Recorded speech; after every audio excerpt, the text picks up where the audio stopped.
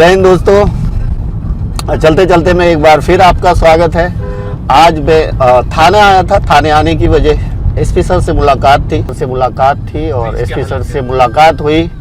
और ये देखिए, ये थाने से मैं निकला हूँ और थाने से बोलते ना खड्डे मीरा भाईंदर के खड्डे तो मैंने बहुत दिखाए।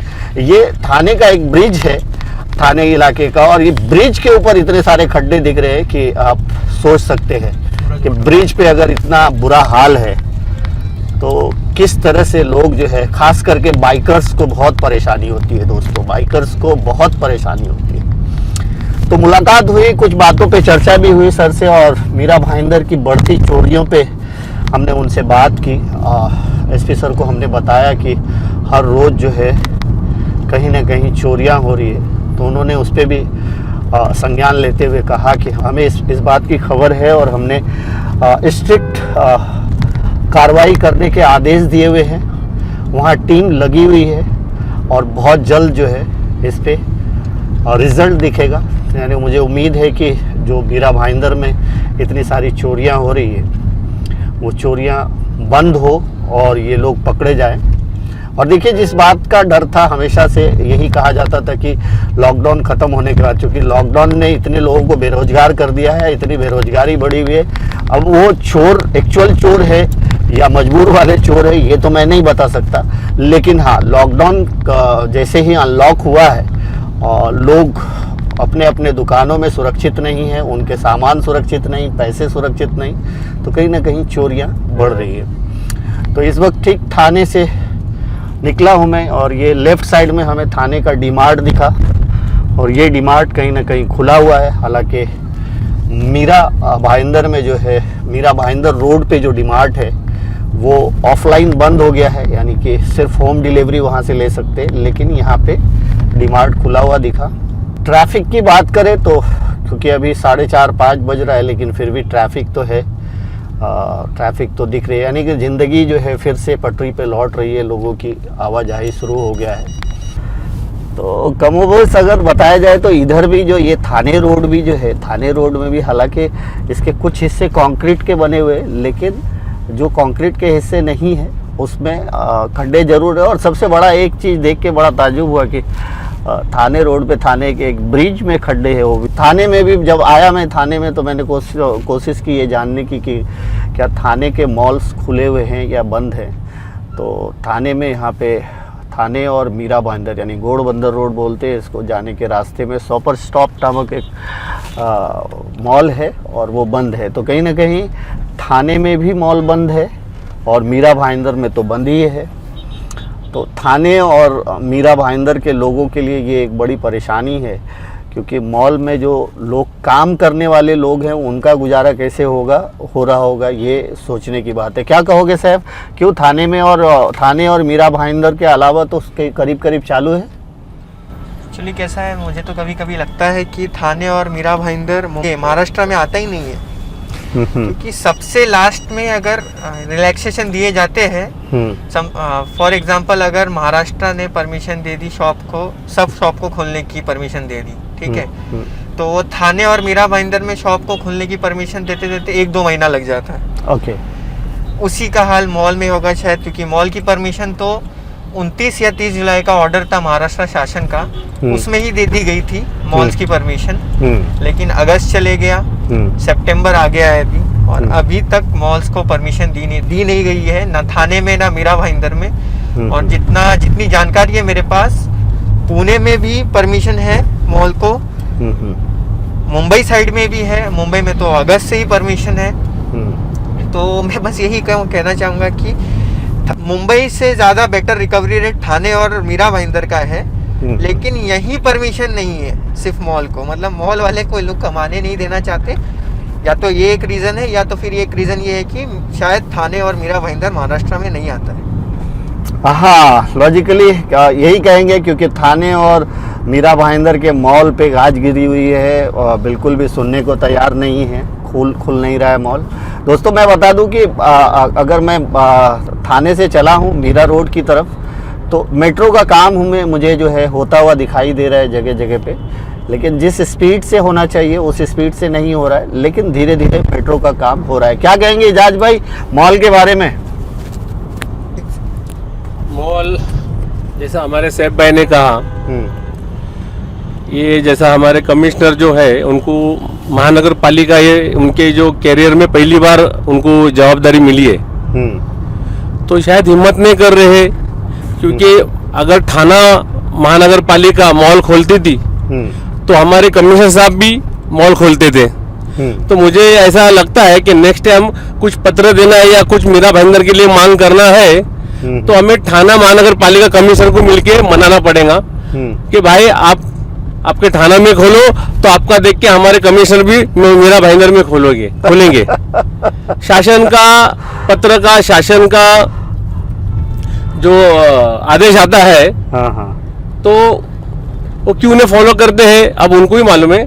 लेकिन मुझे ऐसा लगता है कि थोड़ा सा मुझे दूर, मतलब मीरा रोड कमिश्नर साहब के पास जाने के बदले मुझे थाना कमिश्नर के पास ही आना पड़ेगा और अपनी मांग रखना पड़ेगा कि शासन का ये आदेश है, तो आप प्लीज अपना थाना में खोलो, तो हमारे आपकी कॉपी करके हमारे मीरा भाईंदर के कमिश्नर भी खोलेंगे, क्योंकि उनको पड़ी नहीं है, लोगों को भूखे मरने दो, सुसाइड करने दो, क्या करते करने दो। लेकिन मैं ये चीज करूंगा तो करूंगा, ये चीज नहीं करूंगा तो नहीं करूंगा। बहुत बहुत शुक्रिया कमिश्नर साहब का कि आप हमारे मीरा भाईंदर में आए, बहुत बहुत शुक्रिया।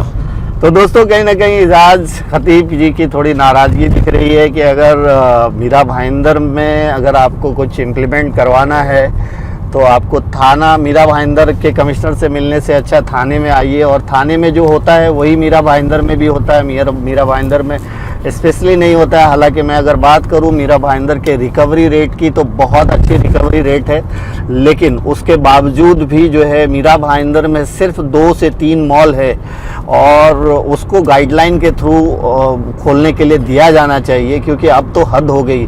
5 महीने से बेचारे वो जो हजारों लोग मॉल में जो काम करने वाले होंगे उनका क्या हाल हो रहा होगा आप सोच सकते हैं। अब ये बहुत बड़ी चिंता का विषय है। क्या कहेंगे यूनुस जी आप इस बारे में?